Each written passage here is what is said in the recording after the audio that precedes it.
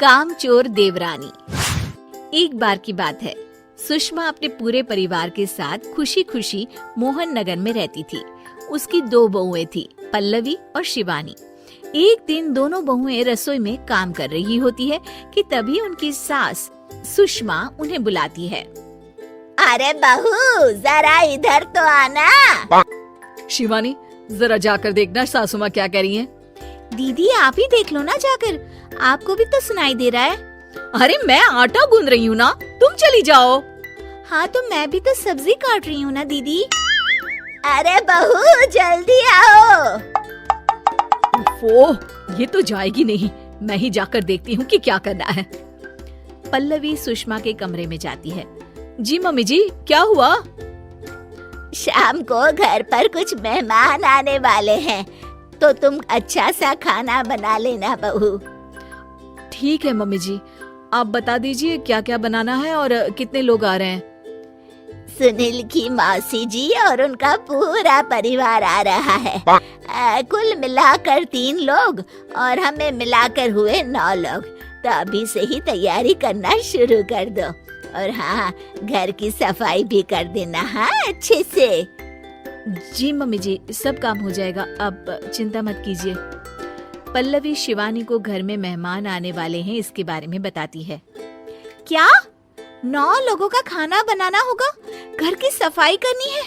बाप रे, सासू माँ ने तो हमें घर की नौकरानी ही समझ कर रखा है। ऐसा नहीं बोलते शिवानी, हम इस घर की बहू हैं और घर के काम करना हमारा फर्ज है। दीदी तो है ही सासू माँ की चमची, जब देखो सासू माँ सासू माँ। मैं तो इतना सारा काम नहीं करने वाली। शिवानी कपड़े लेकर गमला साफ कर रही होती है और चक्कर आने का नाटक करने लगती है। मेरा सर चकरा रहा है। तभी वहाँ पल्लवी और सासू माँ जाते हैं। अरे बहू, क्या हो गया तुम्हें? मम्मी जी, बहुत तेज सर में दर्द हो रहा है। तुम एक काम करो शिवानी, आराम कर लो। नहीं नहीं दीदी, घर में मेहमान आने वाले हैं, मुझे आपकी मदद करनी चाहिए। अरे कोई बात नहीं शिवानी, तुम आराम कर लो, मैं सब काम कर लूंगी। ठीक है दीदी, अगर आप इतना कह रही हैं तो आराम कर लेती हूँ। शिवानी आराम से अपने कमरे में मैगजीन पढ़ रही होती है। इसे कहते हैं आराम की जिंदगी। इतना सारा काम। चलो, सारा काम खत्म हो गया, शिवानी को देख आती हूँ। शिवानी अपने कमरे में ईयरफोन में गाने सुनते सुनते सो जाती है और उसके साइड में मैगजीन भी रखी होती है। पल्लवी वहाँ आ जाती है और वो सब देखती है। ओहो, तो मतलब सब काम चोरी का बहाना था। अभी बताती हूँ इसको।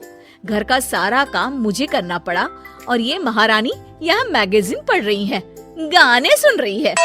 पल्लवी रसोई से एक प्लेट और चम्मच लेकर आती है और शिवानी को थाली बजाकर उठाने लगती है। शिवानी अचानक से उठती है। उठ गई महारानी, गाने भी सुन लिए, मैगजीन भी पढ़ ली। तुम तो बहुत बड़ी झूठी निकली शिवानी। तुमने सर दर्द का बहाना बनाया ताकि काम करने से बच सको। हाँ, बनाया बहाना, तो क्या करती, इतने सारे काम करती। मुझे कोई शौक नहीं है चापलूसी का। क्या चापलूसी? तुम्हें लगता है कि मैं सारे काम चापलूसी के लिए कर रही हूँ? और नहीं तो क्या। तभी वहाँ सासू माँ आ जाती हैं। अरे बहू, वो लोग बस आने ही वाले हैं, तुम तैयारियां कर लो। जी सासू माँ, तुझे तो मैं बाद में देखती हूँ। सब खाना खाने बैठते हैं और खाना शुरू करते हैं। तभी सुनील की मौसी बोलती है। वाह भाई वाह, खाना तो बहुत ही अच्छा बना है सुषमा जी, एक एक चीज में क्या स्वाद है। ये सुनकर शिवानी मुंह बना लेती है। उसे अपनी जेठानी की इतनी तारीफ रास नहीं आती। आपकी बहुएं तो बहुत ही अच्छा खाना बनाती हैं। हाँ, बनाती तो दोनों ही अच्छा है, पर आज ना ये सारा खाना बड़ी बहू ने बनाया है। छोटी बहू की तबीयत ठीक नहीं थी, सो इसलिए। मानना पड़ेगा सुषमा जी, आपकी बड़ी बहू तो बहुत ही गुणवान है। पल्लवी की तारीफ सुनकर शिवानी को जलन होती है। पल्लवी ये सुनकर खुश हो जाती है और शिवानी की तरफ देखकर उसे चिढ़ाती है। कुछ देर बाद मेहमानों के जाने का वक्त हो जाता है। मौसी जी सबके लिए उपहार लाई होती है। वो सबको शगुन के पैसे देती है और अंत में पल्लवी के पास आती है।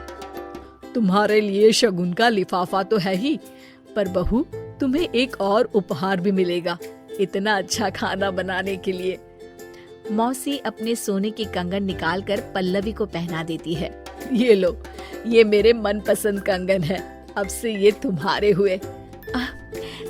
धन्यवाद मौसी जी। ये देखकर शिवानी तो पूरी तरह से जल जाती है और गुस्से से रसोई में चली जाती है। तभी वहाँ पल्लवी आ जाती है और उसे अपने कंगन दिखाने लगती है।